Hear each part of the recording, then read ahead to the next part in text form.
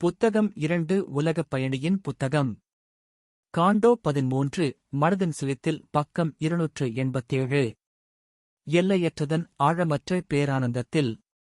படைப்பின் அற்புதமான தானியமாக இருக்கும் பேரானந்தம் அல்லது அன்பின் எல்லையற்ற இதயத்தின் சுடரில் சிரிக்கும் கடவுள் பரவசத்தின் வெள்ளை ஆர்வம். மனதின் சுயத்தை விட பெரிய ஆவி அவரது ஆன்மாவின் கேள்விக்கு பதிலளிக்க வேண்டும். ஏனென்றால் இங்கே உறுதியான துப்பு இல்லை, உறுதியான பாதை இல்லை, தெரியாதவற்றில் உயரமாக ஏறும் பாதைகள் நின்றுவிட்டன. ஒரு கலைஞரின் பார்வை அப்பால் மாறாக வடிவங்கள் மற்றும் முரண்பாடான வண்ணங்களில் கட்டமைக்கப்பட்டது.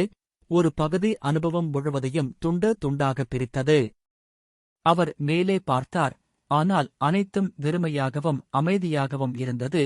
சுருக்க சிந்தனையின் ஒரு நீலக்கல் வானம் ஒரு வடிவமற்ற காலி இடத்திற்குள் தப்பித்தது. அவர் கீழே பார்த்தார், ஆனால் அனைத்தும் இருட்டாகவும் ஊமையாகவும் இருந்தது. சிந்தனை மற்றும் பிரார்த்தனைக்கு இடையில் ஒரு சத்தம் கேட்டது. ஒரு சண்டை, முடிவோ இடைநிறுத்தமோ இல்லாத உழைப்பு, ஒரு வீண் மற்றும் அறியாமை தேடல் அதன் குரலை எழுப்பியது.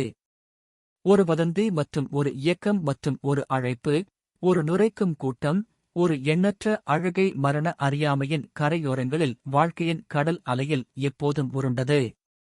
அதன் நிலையற்ற மற்றும் பிரமாண்டமான மார்பில் உயிரினங்களும் சக்திகளும் வடிவங்களும் அலைகள் போன்ற யோசனைகளும் உருவத்திற்கும் மேலாதிக்கத்திற்கும் துள்ளிக் குதித்தன.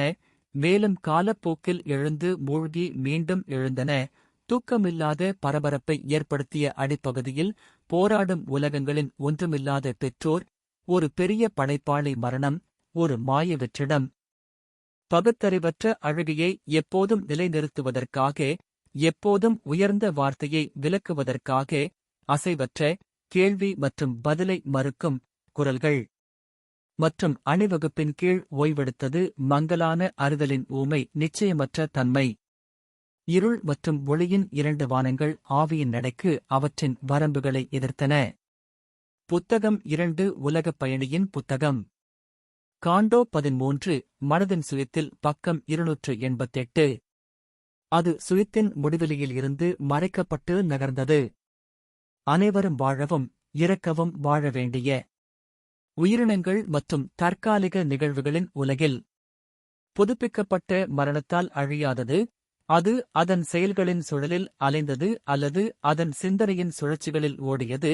ஆனாலும் அதன் அசல் சுயத்தை விட அதிகமாக இல்லை. அது எப்போது தொடங்கியது என்பதை விட அதிகமாக எதுவும் தெரியாது. இருப்பது ஒரு சிறை, தப்பிப்பதை அழித்தல். 2ஆம் புத்தகத்தின் முடிவு. காண்டோ 13.